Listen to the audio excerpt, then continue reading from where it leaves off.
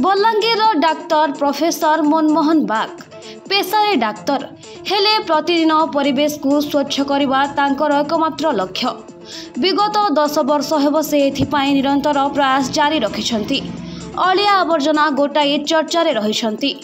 वर्ष को 1000 टन रु अधिक अलिया गोटाई तार पुनः व्यवहार तांकर प्रयास। जो काम को साधारणतः शिक्षित समाज करने को पछघुंचा देथांती ସେହି काम को से निजको नियोजित करी केवल परिवेश सुरक्षा चिंतार काम करी चलीछंती।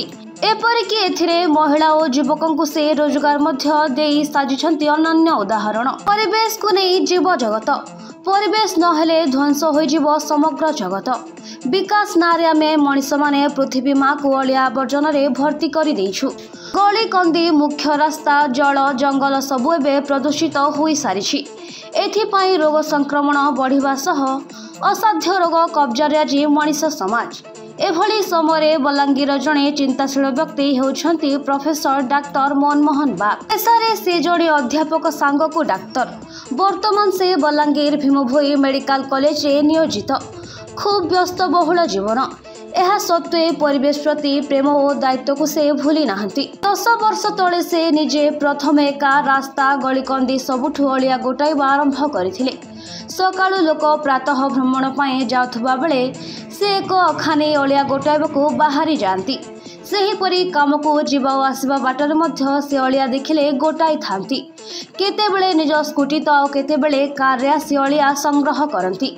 संग्रह करिथिबा अलिया को से गोटे स्थान रे जमा करी ताकू पुणी छटई करिथांती। रिसाइकल होई पारुथबा प्लास्टिक धातु कागज इत्यादि को से कबाड़ी किंबा विभिन्न फैक्ट्री को बिक्री करिथांती।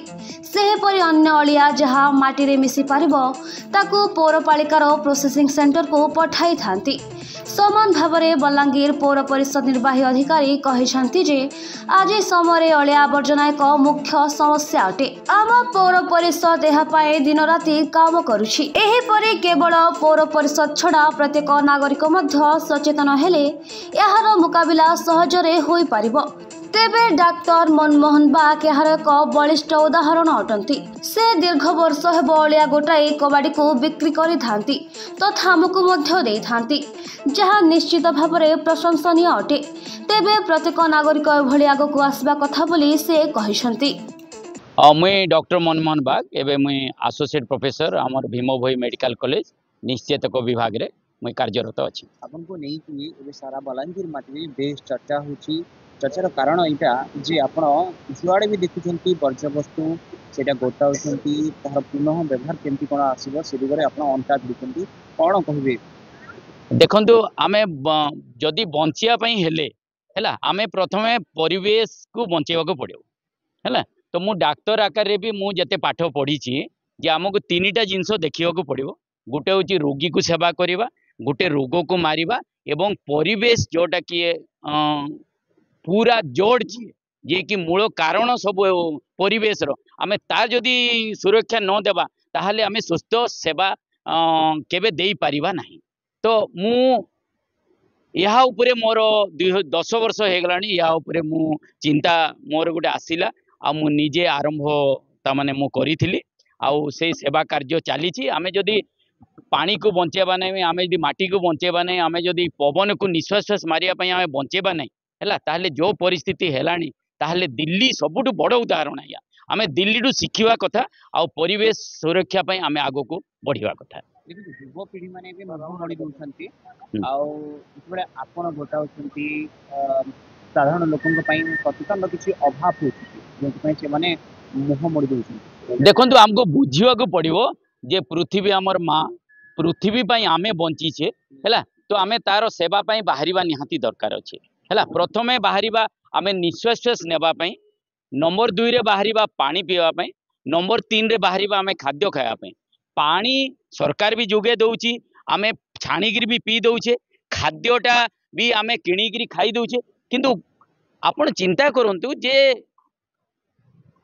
आमे समस्त को रोजगार दरकार, समस्त को पैसा दरकार, किंतु पैसा पई आमे परिवेश रो आमे निश्वास प्रश्वास को पवन पई किणी पारिबा कि से गोटे जदि मात्र क्वेश्चन आसीबो निज भितरे ताले समस्ते बाहरिबा को पड़ियो।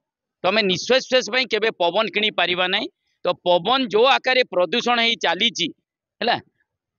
अलिया जलेबा कल कारखाना तापरे जमी जलेबा जंगल जलेबा जी टाउन सारा आपण मैंने देखिए हजार हजार संख्यार अलिया जलुची जदि एमती दिन आसो ताले निश्वास मारी पारिबा नाही।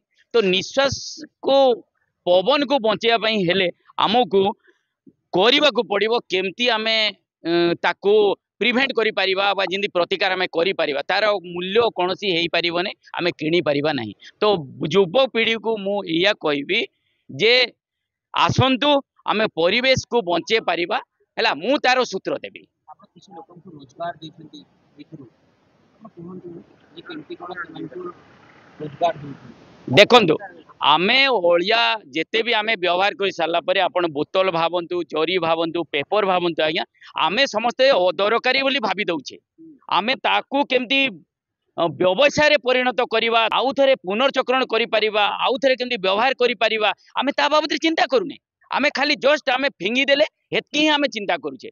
तो मु चिंता कली या केमिति आकार रे व्यवहार करा जे पारिबो केमती पुनर्चक्रण करा जे पारिबो या केमती पैसा बाहर करा जे पारिबो मात्र गोटे मात्र स्लोगान देली गोटे मात्र अक्षर परिवर्तन करंतु सेटा जे फिकिबा बदडरे बिकिबा मु निजे प्रथमे बिकिबा आरंभ कली मु स्कूटर रे नहीं गाड़ी रे नहीं मु बिक्री आरंभ कली एबे गोटे संस्था आरंभ कली है। तो ताकू जदि आमे मात्र गोटे अक्षर परिवर्तन करिबा ताहले आमे पांच पांचटा लाभ पाइबा। गोटे हूँ मनकर गोटे बोतल हो जरी हो जेकोसी जिनस आमे फिंगी देले से गोटे जिनस नष्ट है फिंगिबा द्वारा आमर परिवेश नष्ट है किए जले दउची किए पानी रे पडुची किए माटी रे पडुची आम परिवेश नष्ट है बेसिकरी जले दउछंती। नंबर 2 रे आमे ताकू बंचे पारिबा। नंबर 3 रे बिक्री करबा द्वारा आमे किछि रोजगार पाई परिबे कम हो बेसी हो है ना। नंबर 4 रे ये पुणी आउ थे गोटे फैक्ट्री को जीवो से पुणी नुआ जिनस तैयारी होइकि आसीबो। नंबर 5 रे जदि से जिनस पुणी आउ थे विनियोग हैला ताले हमर प्राकृतिक संपद जहाँ अच्छी ताहले से भविष्य पई रही जीवो। जदि आमे कागज रु कागज तैयार करिबा गछ काई काटिबा आमे जदि लुहा रु लुहा तैयारी करिबा ताले काहे कि आमे खणी खोडिबा तो ये आउ थे विनियोग हो पार।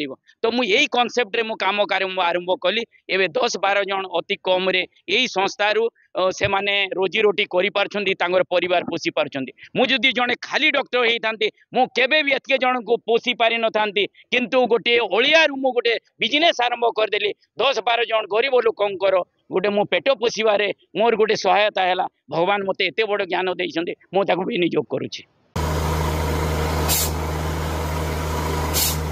नलकूप खनन में प्लान करछंती कि जोगाजोग करंतु बाबा बोरवेल। Mobile number 9938110888 9439147028।